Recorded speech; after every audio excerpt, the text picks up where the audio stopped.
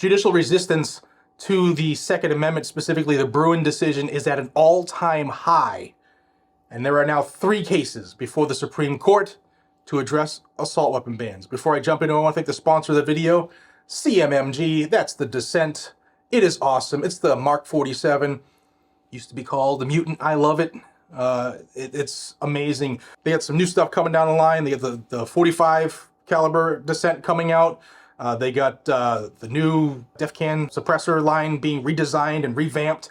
A lot of cool stuff. CMMG. Use my code GNG10 to save a ton of money on all of your purchases, no matter what it is. They have great tools. They're great people, made here in America, in Boonville, Missouri. I love y'all. They're great people. The owners even put their own personal money into lawsuits fighting the ATF. So that alone deserves our support.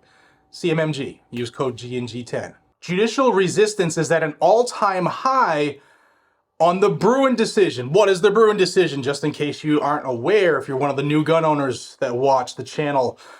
About a year and a half ago in June, the United States Supreme Court said that any law that infringed upon the Second Amendment, it was up to the government to prove that it was consistent with this nation's historical gun restrictions or gun control based off of the text, history, and tradition of the Second Amendment and the country around the time of the Second Amendment's adoption and ratification, okay?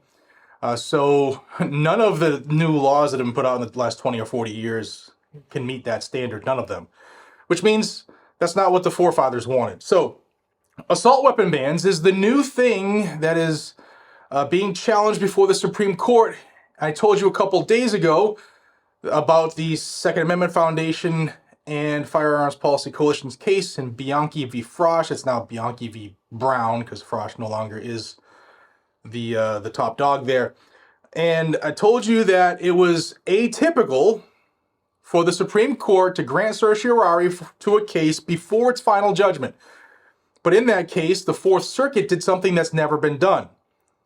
It was before a 3-judge panel, and before they could render their decision, which they waited 13 months to do so far, the en banc panel took it because many of us think the en banc panel knew that the 3-judge panel were going to say that the assault weapon ban was unconstitutional per Brewing.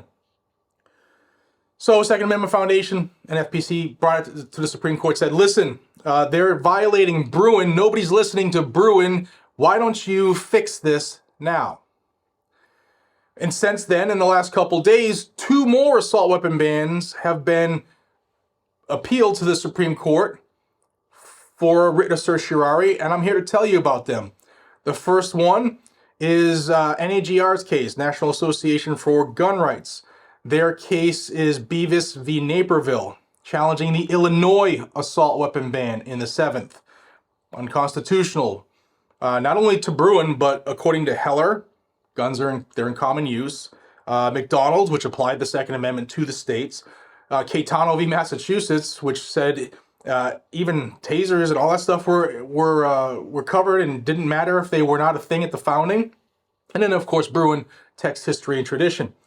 In addition to NAGR's Naperville case, SAF, FPC, and the Illinois Rifle Association have brought their case. I always screw this one up. Harold v. Raoul. Either way, it's another challenge to the Illinois assault weapon ban. So right now, the Supreme Court is sitting in their chambers, and once a week, cases are distributed to them, and they decide if they're going to take them up or not. Okay, and they need 4 justices just to say, yes, we will take that case up. Of course, you need 5 to win.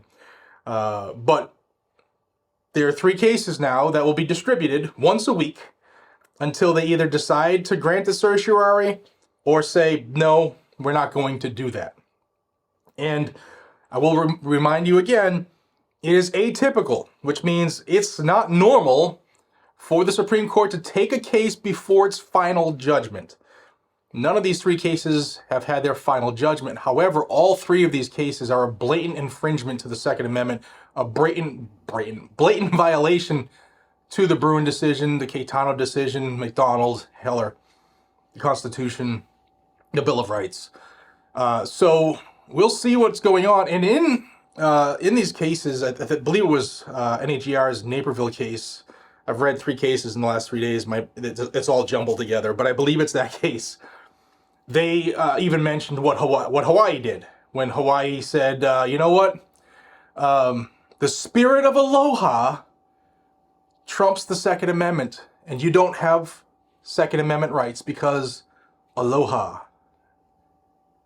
That's just nuts, okay? So the Supreme Court, right now, it's make or break time. It's not really make or break time, because even if they say they don't want to take these cases up, the cases will continue to their final judgment, and it'll just take longer and longer before it gets to the Supreme Court. But ultimately, the Supreme Court's going to have to address this. Hopefully, it's with this court, the way it's made up now, because this is, for those of you who are getting older, like myself, you have seen multiple versions of the Supreme Court as justices are, hired and die or retire. This is the most Second Amendment friendly Supreme Court makeup we've ever had. Ever. So, yeah, hopefully they'll take this up. And I will let you know. If you want to stay in the know, you want to know what's going on, then subscribe to the channel down below. I will keep you in the loop. Till we see each other again, be safe, stay vigilant, and carry a gun. You are your own first responder. Never forget that. The police can't be there just like that. And no government official will ever be there to save you. Take care.